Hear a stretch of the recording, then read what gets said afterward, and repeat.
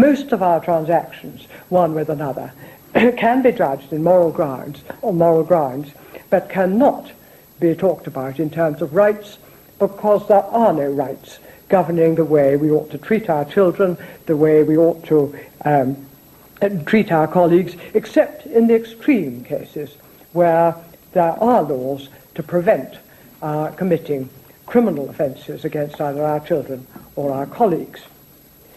Now, in the case of humans, people sometimes argue for a Bill of Rights. Now, so when we talk about animals, we're talking about vast numbers of creatures who have nothing in common whatsoever, except that they're non-human. And personally, I rather object to lumping all these creatures together and thinking of them as one sort of creature. A Bill of Rights for animals would indeed be a very weird Bill of Rights, because the purpose of a Bill of Rights is equality.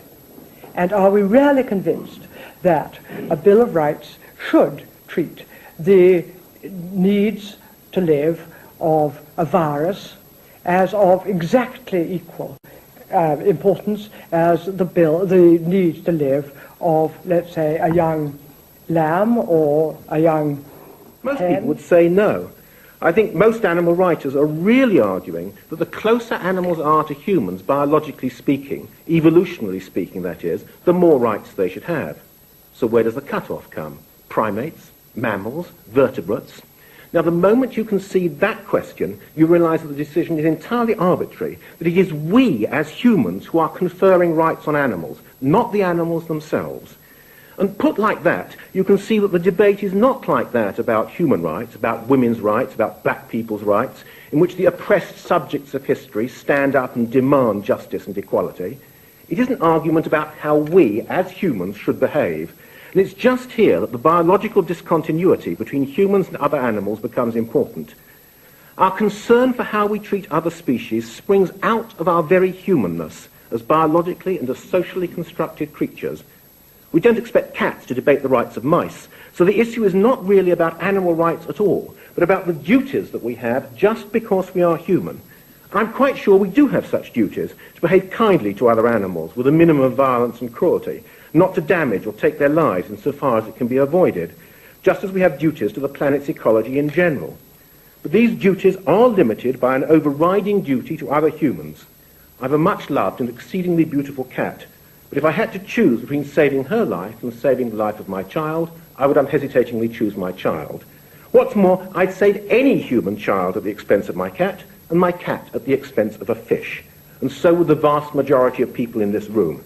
That is species loyalty, speciesism if you like, and I am proud to be a speciesist. It's certainly undesirable for us to, from some lofty position, to define the rights of others. There has recently been an attempt by the United Nations, a successful attempt, to swear a convention of children's rights. Now, I'm fairly certain that children themselves were not consulted. Otherwise, instead of the right to go to school, they might have asked for the right not to go to school.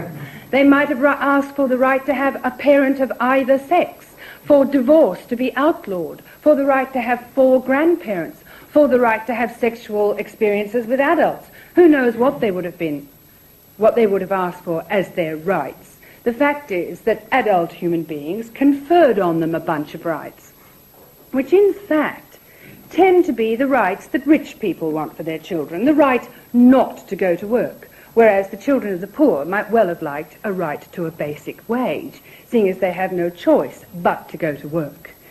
Now, it seems to me very curious if we're going to decide what the rights of animals should be, because animals, as far as I can understand them, are speciesist.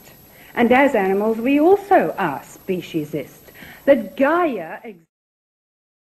of all tonight, I call on Tom Regan to sum up the arguments for the motion.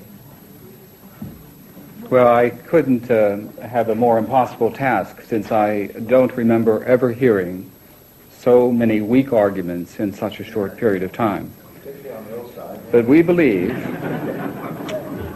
and also a good bit of rudeness as well, but we believe that the weight of the evidence impartially assembled is on the side of animal rights. People say, well, where do you draw the line?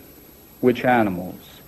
This bespeaks a profound failure to read the philosophical literature in which this has been discussed over the last 10 years, something no educated person taking part in this debate should take any pride in. I would have thought I was listening to a collection of sophomores at times. It takes my breath away. What happened to Peter Singer? What happened to Stephen Clark? What happened to my own work? What happened to Bernie Rowland's work? I have no evidence at all that anyone representing the opposition has read so much as a single page of this philosophical work. I have no evidence. I have no evidence. None. No evidence. None. I have not heard a single member of the opposition challenge a single argument of the philosophers and the theologians. What I have heard instead are things like the following. There are no human rights, only legal rights. Only if the law recognizes them do we have rights.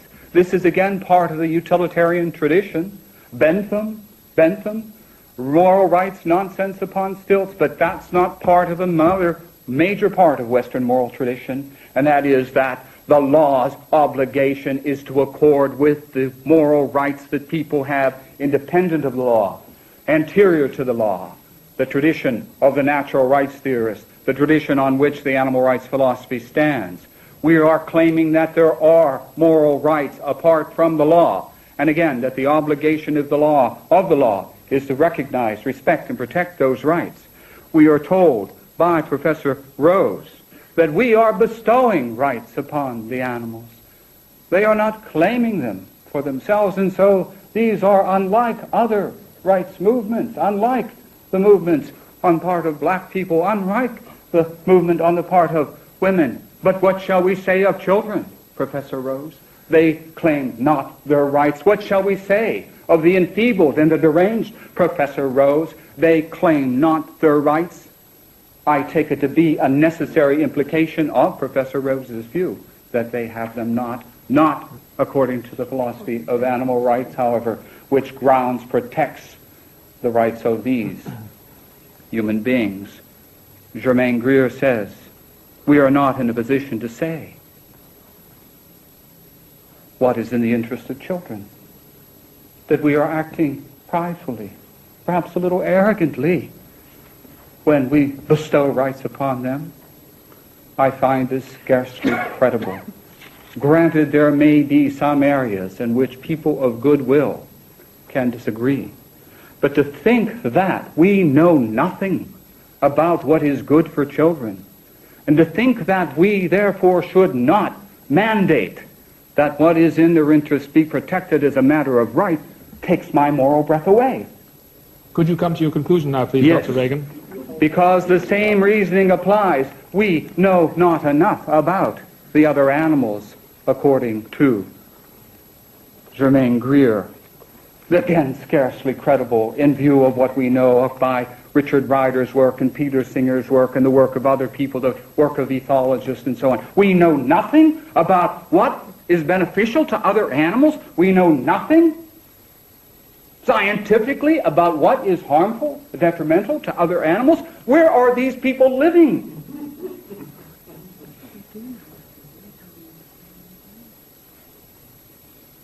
In the end, then, what I sense is the following, that the issues have not been joined,